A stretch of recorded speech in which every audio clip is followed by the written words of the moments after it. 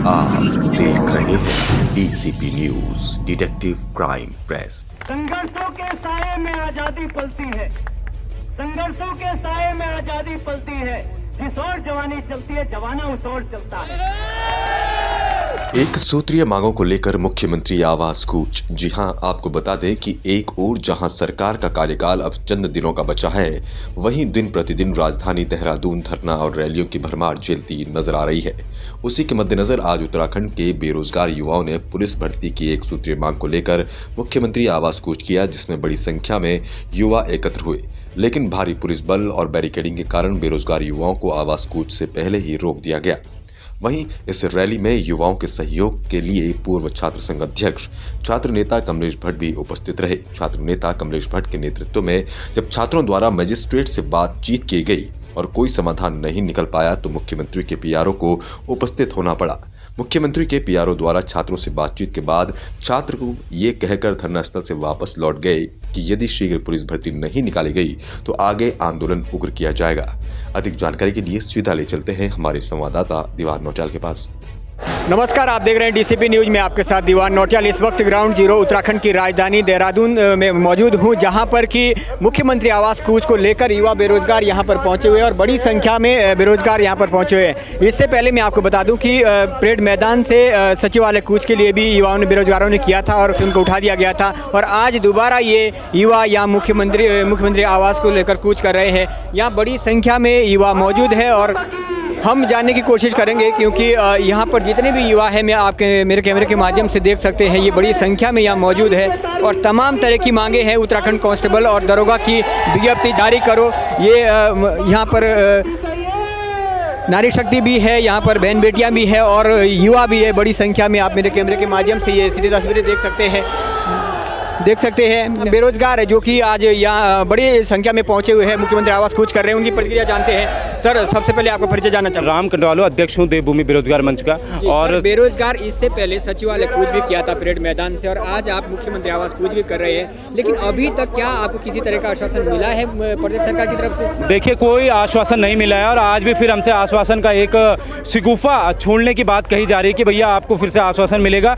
लेकिन सोचिए ना, इतना बेरोजगार सड़कों पर लगातार प्रदर्शन कर रहा है, आंदोलन कर रहा है और धामी सरकार जो है सोई भी है। कब तक ये सरकार सोती रहेगी? भाई कम से कम अगर आपको थोड़ा भी शर्म है, लिहाज है, तो आप ये विज्ञप्ति तुरंत जारी कीजिए, 24 घंटे के भीतर जारी कीजिए, नहीं तो उत्तराखंड का बेरोजगार जो है लगातार सड़कों पर रहेगा और आपको ऐसे ही जो है शर्मिंदगी महसूस होने की जरूरत होगी। देखिए, रिजल्ट वही होगा और सरकार जो है यही कर सकती है। अगर उनको विज्ञप्ति जारी नहीं करानी है तो उनके पास एक ही चारा है, या तो आप जो है गिरफ्तारी करा दीजिए, आप लाठीचार्ज करा दीजिए। और यही होता आया है। हमारा युवा मुख्यमंत्री है, सब कहते हैं कि युवा मुख्यमंत्री है, लेकिन युवा देखिए सड़कों पर है। धामी जी को मुझे लगता है होश में रहना चाहिए कि भैया अगर उत्तराखंड का युवा सड़कों में है तो उनके आने वाला जो चुनाव है कितना बड़ा इफेक्ट इसका पड़ सकता है। भैया 2022 में चुनाव अगर उत्तराखंड के युवाओं को आप धोखे में रखोगे तो आप खुद धोखे में उड़ जाओगे 2022 में। ये कहीं ना कहीं युवाओं की प्रतिक्रिया है और इससे पहले सचिवालय कूच की भी हमने वो तस्वीरें दिखाने की कोशिश की है और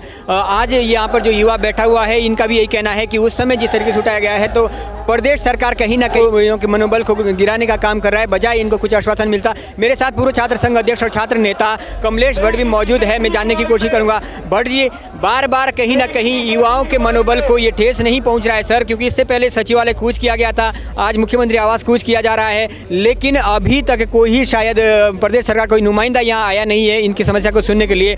देखिए, ये बहुत दुखद विषय है कि ये जो बेरोजगार युवा उत्तराखंड में रोजगार के जैसे साधन कम है, पहाड़ी प्रदेश है, अधिकतर लोग जो हैं सरकारी विभागों में जो विज्ञप्तियां हैं या नौकरियां हैं उन पर निर्भर हैं। और ये अभ्यर्थी जो हैं पिछले कई वर्षों से, आप देखें कि पिछली भर्ती जो 7 वर्ष पूर्व आई थी और 7 वर्ष से पूर्व से ये छात्र जो हैं उन भर्तियों की तैयारी में लगे हैं, चाहे वो शारीरिक उसकी तैयारी की बात हो, चाहे लिखित परीक्षा की तैयारी।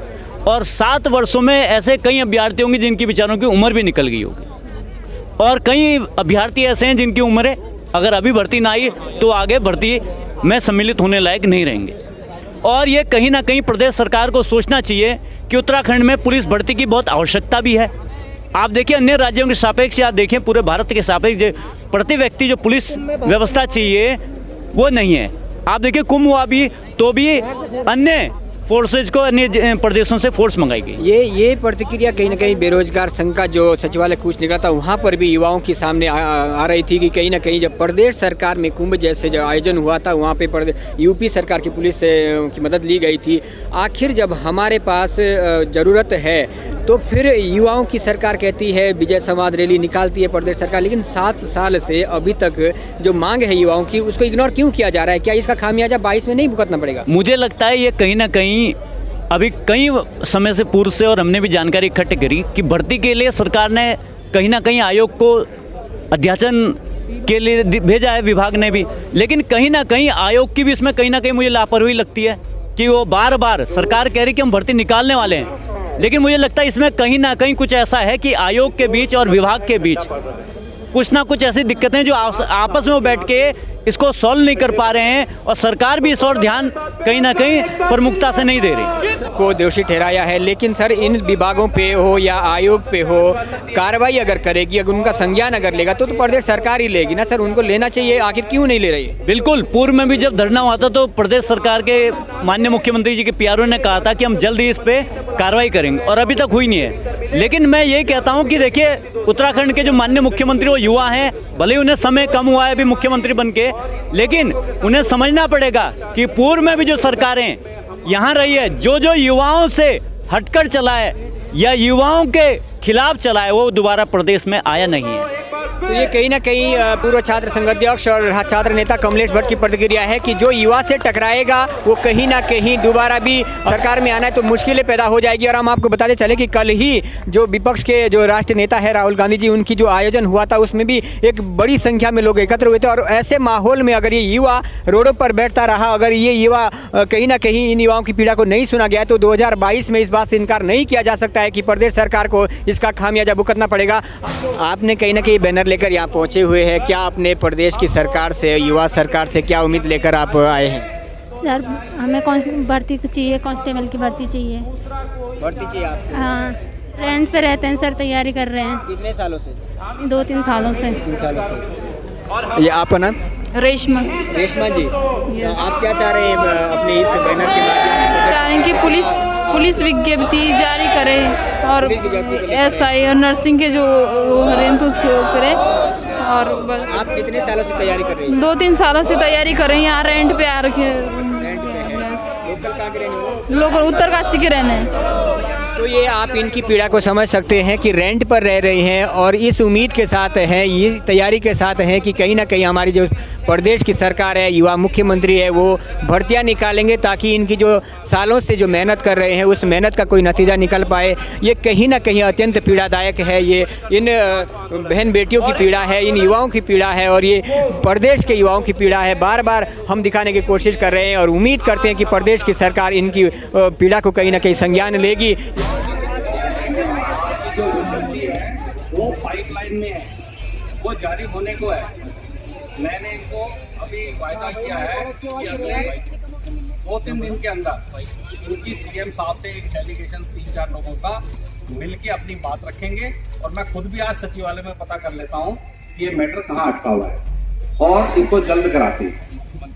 और मुख्यमंत्री जी से मैंने बोल दिया कि मुख्यमंत्री जी से भी इनकी वार्ता आज शाम को और नहीं तो अगले 2-3 दिन के अंदर करवा देंगे। कि सीएम साहब आज हैं नहीं, वो अल्मोड़ा और टिहरी के दौरे पे देर रात तक आएंगे।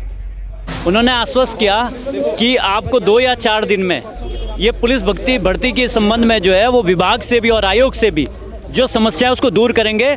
और उन्होंने कहा है कि आचार संहिता लगने से पहले हम इस भर्ती को विज्ञप्ति जारी कर देंगे, और ये विज्ञप्ति जो है जारी होनी है, ये सरकार का वादा है। और उन्होंने कहा हम आपका 2-4 आदमी का एक डेलीगेशन माननीय मुख्यमंत्री से भी मिलवाएंगे इस पुलिस भर्ती के संबंध में। क्या आपको नहीं लगता कि इतना समय नहीं है सरकार के पास और जल्द ही आचार संहिता लग सकती है? क्या ये कहीं ना कहीं युवाओं को टालने का टाल मटोल तो नहीं कर रहे हैं? नहीं, उन्होंने कहा है कि ये भर्ती जो है सरकार ने पहले पूर्व में मुख्यमंत्री ने भी कहा है और हम भी कह रहे हैं कि भर्ती पहले से चल रही है। ऐसा नहीं है कि इसके लिए कोई नया प्रोसेस स्टार्ट होने वाला है। यदि ये जल्द नहीं हुआ है तो आगामी क्या रणनीति रहेगी? उग्र आंदोलन का पूरे प्रदेश में आंदोलन किया जाएगा युवाओं द्वारा और हर एक जिला स्तर पे आंदोलन किया जाएगा। तो ये आपसे ने सीधी प्रतिक्रिया जानी कमलेश भट्ट, पूर्व छात्र संघ अध्यक्ष और छात्र नेता है उनकी, और उन्होंने कहा है कि मुख्यमंत्री के पीआरओ ने ये भरोसा दिया है कि कहीं ना कहीं जो है जल्द जो है इस समस्या के संबंध में संज्ञान लिया जाएगा। और वहीं छात्र संघ अध्यक्ष ने कहा है कि अगर संज्ञान नहीं लिया जाता है तो उग्र आंदोलन किया जाएगा। था रिपोर्ट देख रहे थे उत्तराखंड की राजधानी देहरादून से। ये